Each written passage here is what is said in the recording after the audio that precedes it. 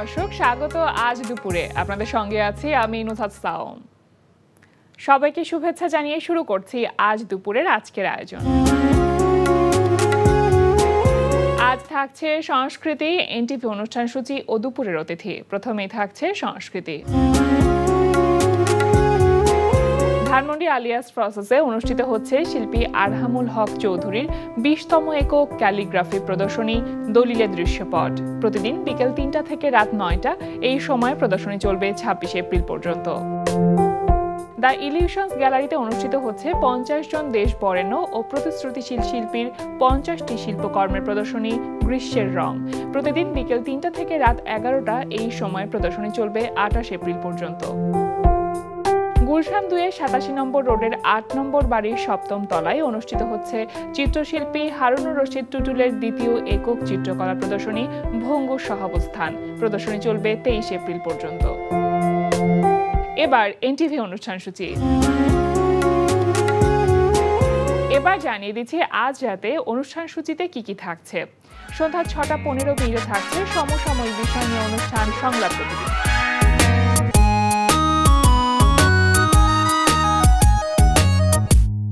সন্ধ্যা 6:45 থাকছে খেলাধুলা বিষয়ক অনুষ্ঠান গ্যালারি।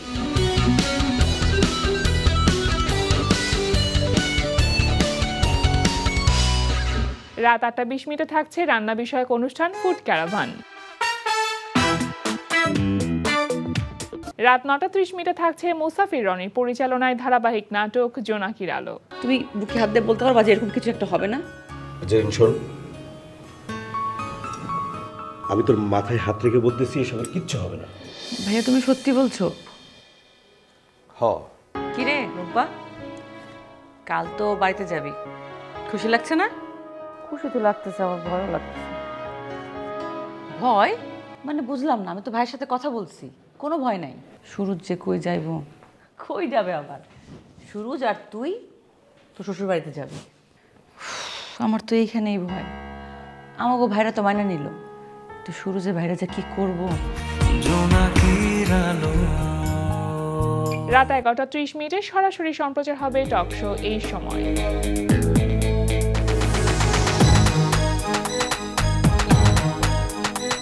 এই ছিল এনটিভির আজ রাতের বিশেষ বিশেষ অনুষ্ঠানগুলির সময়সূচি। এবার দুপুরের অতিথি। ধানমন্ডি আলিয়াস প্রসেসে অনুষ্ঠিত হচ্ছে শিল্পী আরহামুল হক চৌধুরীর 20তম একক ক্যালিগ্রাফি প্রদর্শনী দলিলের দৃশ্যপট।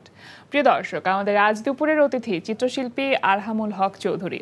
শুভ দুপুর ভাইয়া। শুভ দুপুর। কেমন আছেন বলেন? আছি ভালো, ধন্যবাদ। আপনি কেমন আছেন? আমি তো খুব ভালো আছি। যেমনটি বলছিলাম দর্শককে, দলিলের দৃশ্যপট বা ইংরেজি নামটা যদি বলি ডেকোরেটেড ডিডস, এই শিরোনামে আলিয়াস প্রসেসে আপনার 20তম একক প্রদর্শনী শুরু হয়েছে 14 এপ্রিল থেকে এবং এটা চলবে 26 এপ্রিল পর্যন্ত। ভীষণ ইন্টারেস্টিং একটা প্রদর্শনী। আমি প্রদর্শনী সম্পর্কে জানতে চাইবো, কিন্তু তার আগে আমি শুরুতেই জানবো দলিলের দৃশ্যপট কেন এ ধরনের নামকরণ? আচ্ছা, কারণ এটা দলিলে করা, পটভূমিটা হচ্ছে দলিল, তাই দলিলের দৃশ্যপট। আর এটা তো দেখেছেন নিশ্চয়ই, এটা বাংলা ক্যালিগ্রাফি, ক্যালিগ্রাফিটা দলিলের উপরে, সেজন্যই দলিলের দৃশ্যপট। আচ্ছা, আপনি এর আগে ক্যালিগ্রাফি নিয়ে কাজ করেছেন, কিন্তু ঠিক কোন ভাবনাটা আপনার মধ্যে ট্রিগার করলো যে দলিলেও আসলে ক্যালিগ্রাফি করা যেতে পারে বা সেভাবে নিয়ে আসা যেতে পারে? আমি বাংলা ক্যালিগ্রাফি যখন করি, অন্যান্য কাজ থেকে যদি আলাদাভাবে বলি, বাংলা ক্যালিগ্রাফির জন্য আমি বাংলাকে বাংলার মতো দাঁড় করানোর চেষ্টা করেছি। সেখানে পুরনো বচন, প্রবচন এগুলি খুঁজে প্রথমে করেছিলাম খনার বচন দিয়ে। তো খনার বচন তো একটু কৃষি বিষয়ক বচন হয়, যেমন ধরেন উঠান ভরা লাউ শশা, খনা বলে লক্ষ্মীর দশা। এখন উঠানই তো নেই, কিন্তু সেখানে যদি আমি অন্যান্য অনেক ধরনের বচন যদি আমি বলি, যেমন আমি একটা সবসময় বলি মানুষের মন কুমারের চাক, পলকে দেয় 40 পাক, সেটার সাথে আমি অনেক বেশি রিলেট করতে পারি। সো সেই জন্য বচনগুলো ভাবে নিয়ে এসেছি। তো আমার প্রক্রিয়ার মধ্যে থাকে বচনের প্রতি ন্যায় করা। বচনের প্রতি ন্যায় করা, যেমন একটা বচন ছিল, দিন যায় কথা থাকে, ঘা পালায় ঘাড় দাগ থাকে। এখন এই ব্যথাটা আমি কিভাবে তুলবো? তো আমি একটা কালো কাগজের উপর এটা করেছিলাম। সো বচনকে ন্যায় করতে করতে, যেমন এই বচনগুলো কিন্তু অনেক প্রাচীন, তো এখন হারিয়ে যাওয়া, ক্ষয়ে পড়ছে, নষ্ট বা ধ্বংসপ্রাপ্ত দলিলগুলিতে যদি করি, সেই পুরনো বচনটাকে পুরনো দলিলে দিয়ে একটা প্রমাণপত্রের মতো তৈরি করার প্রক্রিয়া। বাহ, এটাই। আর যেটা হচ্ছে যে দলিলগুলো তো অনেকে বলবে হতে পারে যে প্রাচীন দলিল নষ্ট করছি কেন, কিন্তু কোথাও হতে পারে নোয়াখালীতে একটা সম্পত্তি কখনো আদান প্রদান হয়েছিল, যে দলিলটা বাতিল, সেটা তো আপনি আর ফ্রেম করে রাখবেন না, আর কোনো কাজেও লাগছে না, কোনো কাজে লাগছে না, এবং ওটা যদি এমনি ছেড়ে দেওয়া হয় ওটা আইনত সমস্যা তৈরি করতে পারে, সেজন্য ওটাকে ধ্বংস করে দেওয়া হয়।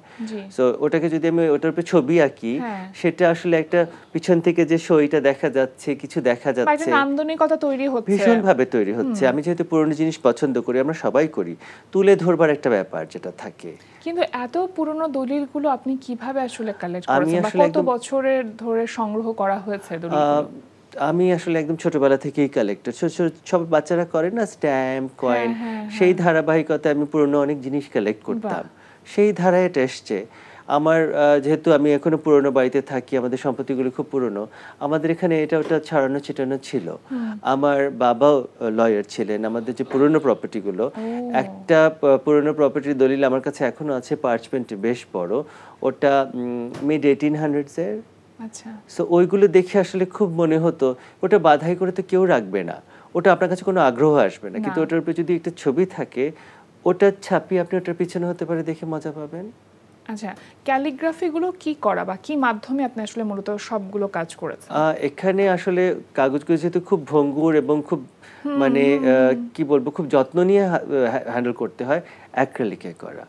আচ্ছা। হ্যাঁ, আর যেটা হচ্ছে একটু ওয়াশ বা কোনো কিছু দিতে গেলে কাগজ যদি মানে নষ্ট হয়ে যায়, সেই ক্ষেত্রে আসলে এটাকে আমরা যেমন ইংরেজিতে 3টা জিনিস বলি না আজকাল পরিবেশ বান্ধব ভাবে, রিডিউস, রিইউজ, রিসাইকেল, এটাকে আমরা বলছি আপসাইকেল, মানে তাকে আমি পুনরুদ্ধার করে নিয়ে আসছি, এনে আমি বাধাই করে দিচ্ছি, এটার আরেকটা মাত্রা যোগ করার চেষ্টা করছি। আমি দেখতে পাচ্ছি যে ক্যালিগ্রাফিটাই আপনার বিভিন্ন ভাবে ছবি আকারে উঠে এসেছে, মানে এটা আসলে কিভাবে হলো, বা এইটা কি এর আগে কাজ করেছেন কিনা? এই কাজ আমি, আমার স্টাইলটাই এরকম। এখন আমি যদি বাংলায় যদি বিসমিল্লাহির রহমানির রহিম লিখি আরবির মতো করে, যে ব্যক্তি বাংলা, চাইনিজ বা আরবি পড়তে পারে না, তার কাছে কিন্তু ভিন্নভাবে ধরা দেবে না। সো বাংলা যদি নিজের মতো করে না দাঁড়ায়, তাহলে আমার কাছে মনে হয় সেই মজাটা আসলে আসে না। আর আমি যেটা বললাম যে বচনের প্রতি ন্যায় করা, সো বচনটাকে তুলে ধরার জন্য ছবি আরেকটা মাত্রা আনা, এটা আমি বলবো না যে খুব ট্রুলি আমার অরিজিনাল। যেমন ফার্সিতে বা আরবিতে অনেকগুলো ধারা আছে ক্যালিগ্রাফির, একটা ধারা হচ্ছে গিয়ে তুঘরা বলা হয়, সেখানে ওটাকে আবার একটা চিত্রে পরিণত করা হয়। সো ওইখান থেকে বিদ্যাটা নিয়ে আমি বাংলাতে অ্যাপ্লাই করেছি। মানে এখানে যেমন একটা আছে ছবি বাঘা বাঘা, সেখানে বাঘের ছবিটা আছে। সো আবার একটা সিরিজ করেছিলাম ধাঁধা, ওর মধ্যে ছিল আমরা 5 ভাই একসাথে খাই, সেটা কি হাত। সো ধাঁধা ছবিতেই সমাধানটা। তো আর যেটা হচ্ছে আমি মানে ছবিটা আসলে একটা থেরাপির মতো কাজ করে আমার কাছে মনে হয়। কতদিন সময় নিয়ে আপনার ছবিগুলো আঁকা হচ্ছে? এখানে আমি দেখতে পাচ্ছি যে 31টি ক্যালিগ্রাফি আছে। জি, এখানে 31টি তো আছে। মোট কতদিন সময় লেগেছে আপনার? আমার আসলে যেটা হয়, আমি বচনের ক্ষেত্রে বলি, অন্যান্য কাজে যেমন আমরা সব শিল্পীর ক্ষেত্রে যেটা চিন্তা করি, আমরা নিজের মন থেকে চিন্তা করি, মস্তিষ্ক থেকে চিন্তা করি, সবাই তাই করি, কিন্তু ক্যালিগ্রাফির ক্ষেত্রে যেটা হচ্ছে বই থেকে একটু চিন্তা করতে হয়, কারণ সব বচন দিয়ে তো ছবি আঁকা যায় না। তো ওই পুরনো বচন ঘাটা, ওটাই সবচেয়ে কঠিন কাজ। রিসার্চটা খুব জরুরি। আমি চেষ্টা করি যে ওই যে বাংলার যে পুরনো জিনিসটাকে ওটাকে নতুনভাবে রিফ্রেশ করা। একবার খুব অনেক আগে করেছিলাম, সে মেলা আগে, তখন বাংলা ভাষা আন্দোলনের 50 বছর পূর্তি ছিল দ্রিকে আর বাংলা একাডেমিতে। তো ওই প্রদর্শনী দেখে সবাই বচন নিয়ে একে অন্যকে ভেঙাচ্ছিল। সো বচন তো আসলে একটা ভাষার সমৃদ্ধির অংশ, সবাই ওটা নিয়ে ডিসকাস করছিল, ওই জিনিসটাকে আবার তুলে আনার চেষ্টা করা। চমৎকার। 14 এপ্রিল থেকে শুরু হয়েছে প্রদর্শনী, সেদিন নিশ্চয়ই উদ্বোধনী আয়োজন ছিল। জি। কিভাবে সাজিয়েছিলেন? ওটা আসলে তেমন ভাবে সাজাইনি, এটা জাস্ট ক্যাজুয়ালি বক্তারা ছিলেন। আমার একজন খুব কাছের লোক, উনি আসলে ঐতিহ্য রক্ষার বাংলাদেশে খুব অগ্রণী ভূমিকা করেন, আবু সাইদ আহমেদ, স্থপতি। উনি এখন আসলে স্থপতি মণ্ডলীর সভাপতিও। তো উনি যেহেতু ঐতিহ্য নিয়ে কাজ করেন, এখানে এক ধরনের ঐতিহ্য, আলিয়াস প্রসেসের ডিরেক্টর, তারপর ফটোগ্রাফার নাসির আলী মামুন ভাই, ওনারা ছিলেন আর কি। জাস্ট ওটা নিয়ে একটু বলা। তেমন ফিতা কাটাকাটি ছিল না। কি বলেছেন এমনি আপনার কাজগুলো দেখে, বা আপনার যারা আসলে অন্যরা অবশ্য অনেক ভালো বলেছেন, সেটার আমি যোগ্য না, সেই লজ্জার কথা নাই বললাম। কিন্তু আপনার যারা কাজ দেখে অভ্যস্ত, অন্যান্য এক্সিবিশন গুলো থেকে এই এক্সিবিশনটা আসলে কোথায় আলাদা হয়েছে, নিশ্চয়ই কোনো না কোনো ফিডব্যাক তো অবশ্যই অন্যগুলো থেকে আলাদা যেটা হয়েছে সেটা হচ্ছে যে দলিল, যেটা বললাম পুরনো দলিল খুব একটা আগ্রহের জায়গা। এখানে মানে আমাদের দলিলে যদি প্রক্রিয়াটা বলি, সেটা হচ্ছে ইস্ট ইন্ডিয়া কোম্পানিতে, আসলে আমাদের আইনটা তো ব্রিটিশ আইন, অ্যাংলোসাইজ যেটাকে আমরা বলি। সো এখানে দলিলের মধ্যে ইস্ট ইন্ডিয়া কোম্পানি থেকে শুরু করে, ইস্ট ইন্ডিয়া কোম্পানির পরে তো ব্রিটিশ সরকার শাসনভার গ্রহণ করে, তারপর রানী ভিক্টোরিয়া, তার ছেলে এডওয়ার্ড, পঞ্চম জর্জ, ষষ্ঠ জর্জ পর্যন্ত, তারপরে তো স্বাধীন হয়ে যায়। সো সেই পুরো ধারাবাহিকতার স্ট্যাম্প পেপারগুলো আছে। কিছু পাকিস্তান আমলের স্ট্যাম্প পেপারও আছে। আর আমার সংগ্রহে আসলে বাংলাদেশের শুরুর দিকেও কিছু স্ট্যাম্প পেপার রেখেছি, ওটা আসলে ওরকম মানানসই বচনের জন্য ওটাকে ধরে রেখেছি, মানে পরবর্তীতে কাজ করার জন্য। আচ্ছা, আমরা তো এখন এতক্ষণ পর্যন্ত দলিলের দৃশ্যপট এই এক্সিবিশনটা সম্পর্কে শুনলাম, একটু আপনার একদম পেছনের দিকে যদি যেতে চাই, আপনার প্রথম যে সোলো এক্সিবিশন ছিল সেটাও আসলে আলিয়াস প্রসেসে ছিল, আপনি বলছিলেন 1995 সালে ছিল, অনেক আগে। তো এই যে এতগুলো বছর মধ্যে চলে গেল, প্রথম যে এক্সপেরিয়েন্স সেটা তো একেবারেই আলাদা, কেমন ছিল সেটা? আমি ওর তখন এক ধরনের অদ্ভুত এক্সাইটমেন্ট ছিল। ঢাকা আমরা তো প্রত্যেক দিন দেখছি বদলাচ্ছে, তখন হতে পারে ঢাকা একটাই প্রদর্শনী চলছে, এখন তো একাধারে অনেক হতে থাকে। সেই যুগে শুধু শীতকালে হতো, যেমন আমরা দেখি না ক্রিকেট আগে শুধু শীতকালে হতো, এখন তো সারা বছর হয়। সো মানুষের চাহিদা, প্রয়োজন, নান্দনিকতা এবং মানুষের বুঝটাও তো অনেক বেড়েছে। মানে এখন অত বোঝাতে হয় না, ইন্টারনেটের যুগ, মানে সবকিছুর কারণে এই যে টিভি চ্যানেলসগুলোতে মানুষ জানতে পারছে, আগে তো অত জানার উপায়ও ছিল না। মাধ্যম অনেক বেড়েছে, স্থায়িত্ব বেড়েছে, এই ভিডিও হতে পারে শেয়ার হবে অনেক দিন পরেও। তো আগে তো প্রদর্শনীতে না গেলে আপনি আর মিস করতেন, দেখতে পারতেন না। কিন্তু প্রথম যে এক্সিবিশন করেছিলেন আপনি, সেটা হচ্ছে design and painted furniture and potteries. জি, এটা কেন?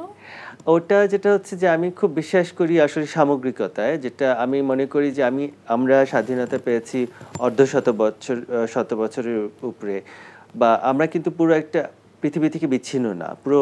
আমার এই যে বললাম ক্যালিগ্রাফি, আমরা ছোটবেলায় কিন্তু আল্লাহর নাম দেখে অভ্যস্ত, ঝুলানো হয়। সো এটা কিন্তু যেতে যেতে যেতে ইরান, সৌদি আরব পর্যন্ত চলে গেছে। সো ওই যে প্রদর্শনীটা ছিল, ওটা পুরো উপমহাদেশ জুড়ে ছিল আসলে। আমার মোগল দরবারের মতো ওখানে যেমন তালপাতার পুঁথিও ছিল, ইসলামিক ক্যালিগ্রাফিও ছিল, আর ফার্নিচার তো খুব নান্দনিক একটা ব্যাপার। আর মানে আমাদের দারুশিল্প, মানে একটা শব্দ আমার বলতেই হয়, আমরা একটা শব্দ ব্যবহার করি না, দারুণ, ওটা দারুশিল্প থেকে এসছে। সো ওই দারুশিল্পের কাজ ওইভাবে আসলে সাজিয়েছিলাম জিনিসটা। মোগল মিনিয়েচার ছিল, ওটা আসলে আমার এক ধরনের আমার জার্নিরই প্রথম ধাপ বলতে পারেন। আপনি অ্যাজ অ্যান আর্টিস্ট আসলে অনেকগুলো বিষয় নিয়ে কাজ করছেন একসাথে, আপনার মূল ইন্টারেস্টের জায়গাটা কোথায়? এখন নামতে নামতে যদি বলি, নেমে এসছে ঐতিহ্য এবং প্রকৃতি। কোনো কিছু যদি প্রকৃতি বা ঐতিহ্যকে যদি আমি ধারণ বা ওটার যদি এতটুকু সেবা না করতে পারি, সেদিকে আমি আর যাই না এখন। সো ওইভাবেই নেমে এসছে যদি বলেন, এখন ফোকাসটা ওইখানে। আবার আপনি বনায়ন নিয়েও কাজ করছেন। বনায়ন নিয়েও কাজ, সেটা কিভাবে করছেন? সেটা আমি খুব ছোটবেলা থেকেই গাছপালা নিয়ে নাড়াচাড়া করতাম। যেটা বলছিলাম আপনাকে আগে, যে একটা ম্যাগাজিন ছিল বিচিত্রা, সেটা বাগান সেকশনে লিখতাম যখন আমি ক্লাস 8-এ পড়ি। আচ্ছা। তো ওইটাতেই পড়তে পড়তে অনেক বছর ওটা নিয়ে লিখলাম। বনসাই করছি সেই 88 সাল থেকে। তো গাছপালা করতে করতে এখন পথে ঘাটে গাছ লাগানো, সিটি কর্পোরেশন বা রাজুকের সাথে টুকটাক কাজ করা, এবং আমার একজন বন্ধু আছেন সিলেটে, ওনার একটা রিসোর্ট আছে, ওখানেও আমরা বনায়নে একটা প্র্যাকটিস করেছি। মিয়াওয়াকি ফরেস্ট, নাজিম ফারহান চৌধুরী উনি আমাকে হেল্প করেছিলেন এটাতে। সো ওই বনটা খুব সাকসেসফুল।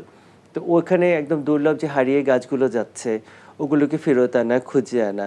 সো যখন থাকবো না এই বনগুলো, কিছু কিছু বৃক্ষ আমরা দেখেছিলাম হারিয়ে গিয়েছিল, যেমন একটা নাগলিঙ্গম নটরডেম কলেজে একটা দেখতাম। এখন ওটার চর্চার কারণে এখন কিন্তু আপনি যে কোনো নার্সারিতে পাবেন। সো ওইগুলো জিনিসে ফোকাস করা, পথের ধারে ঢাকা শহরে বেশ কিছু পথে সিটি কর্পোরেশনের সাথে যৌথ প্রয়াসে কিন্তু বনায়ন করেছি, যেটা হতে পারে আগামী 50-100 বছর আমাদেরকে ছাপিয়ে দেখবে। আর আরেকটা কাজ না বললেই না, এখন প্রাণী কল্যাণ, আমার একজন ফ্রেন্ড আছে অভয়ারণ্য রুবাইয়া আহমেদ, ওর সাথেও টুকটাক ওকে একটু সাপোর্ট করার চেষ্টা করি আর কি। এত কাজের মধ্যে আপনার ইন্সপিরেশনটা কি, মানে কি একটা প্রত্যেকটা মানুষের তো একটা নিশ্চয় লক্ষ্য থাকে, সেই লক্ষ্যে মানুষ কাজ করে, সেই লক্ষ্যটা কি? ওই যে বললাম যে যেটা আমরা মানে ধরনীতে হাঁটছি, কিছু ফেরত দেওয়া বা ধন্যবাদ দিয়ে ফেরত চলে যাওয়ার প্রক্রিয়া, আর কিছুই না। গ্র্যাটিটিউড। ভীষণ ভালো লাগলো কথাগুলো, আসলে আমি এত মনোযোগ দিয়ে শুনছিলাম এবং মন্ত্রমুগ্ধের মতন আসলে শুনছিলাম কথাগুলো। এই যে এতগুলো এক্সিবিশন করা হয়েছে, দেশে এবং দেশের বাইরেও করা হয়েছে বেশ কিছু এক্সিবিশন, একটু দেশের বাইরের অভিজ্ঞতা সম্পর্কে জানতে চাই, কি কি এক্সিবিশন করেছেন? দেশের বাইরে খুব বেশি না, দুটো এরকম হয়েছিল। সেটা আসলে ক্যালিগ্রাফি যেহেতু আমি করি, তেমন বাকিরা তো এখন অনেকেই করছেন, তখন করতো না। চায়নায় করা হয়েছিল, বাট ওটা আসলে বলতে চাই না কেন, চাইনিজ ক্যালিগ্রাফির ধারা একদম ভিন্ন।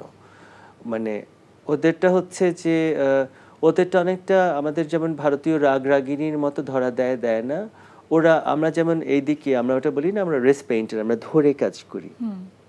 ওদেরটা শারীরিক এনার্জি দিয়ে করে, ওটা অনেকটা এনার্জির মতো। ওরা একটা কাগজে করে, ওটা পছন্দ না হলে ছিঁড়ে ফেলে দেয়, আবার করে। কিন্তু আমরা কাগজটা তৈরি করি, এই যে আমি দলিলটা আমি ছিঁড়ে ফেলে দিতে পারবো না, বা আমি ওরকম শরীরদ্বয় করবো না, আমি তো রিসার্চ করি। ওদেরটা হতে পারে একটা শব্দ নিয়েই ওরা বছরের পর বছর কাজ করছে, ওদেরটা অনেকটা এনার্জি নিয়ে। ওখানে করে আসলে যেটা হলো যে ওদের কালচার এত বেশি ওরা কনসেন্ট্রেটেড, ওখানে করে আমি আসলে মানে আমার মনে হয় যে যেহেতু একটা ভাষাগত জটিলতা ছিল, ওরা ওটাকে পেইন্টিং হিসেবে দেখেছে, ক্যালিগ্রাফি হিসেবে হয়নি। আচ্ছা, আর আপনি লেখাপড়া করেছেন ঢাকা বিশ্ববিদ্যালয়ের নৃবিজ্ঞান বিভাগে, কিন্তু এই যে আপনার ছবি আঁকা কি বা আপনার যেই শিল্পকর্ম বা শিল্প চর্চা, এই বিষয়গুলো আসলে আপনার সাথে কিভাবে সম্পৃক্ত হলো? এটা ওই যে বললাম যে ছোটবেলায় বাচ্চারা যখন আঁকতে শুরু করে, সেই আঁকা আমার আর বন্ধ হয়নি। আচ্ছা, সেই প্রক্রিয়াটাই চলছে আসলে। মানে ছোটবেলায় মানে কি আঁকতেন বা সেটা কোন বয়সে আপনি আঁকা শুরু করেছিলেন? বাকি ছোট বাচ্চাদের মতোই আসলে, লেখার আগে আঁকার ব্যাপারটা বুঝে বা না বুঝে। এক্স্যাক্টলি। আর আমার মা আসলে she was A gifted drawer, উনি খুব ভালো পোর্ট্রেট আঁকতে পারতেন। আমি পোর্ট্রেট কখনো ওভাবে চেষ্টা করিনি। আমি চেষ্টা করেছি যে জিনিসটা আমার মনে হয় যে জিনিসটা টেকনোলজি পারে না, এখন তো টেকনোলজি সবই পারে অবশ্য, কিন্তু ফটোগ্রাফি বা অন্য যে মাধ্যমগুলি, পোর্ট্রেটের খুব খুব একটা নান্দনিকতার একটা অন্য লেভেলে, কিন্তু আমার মনে হয় ফটোগ্রাফি তো আছে।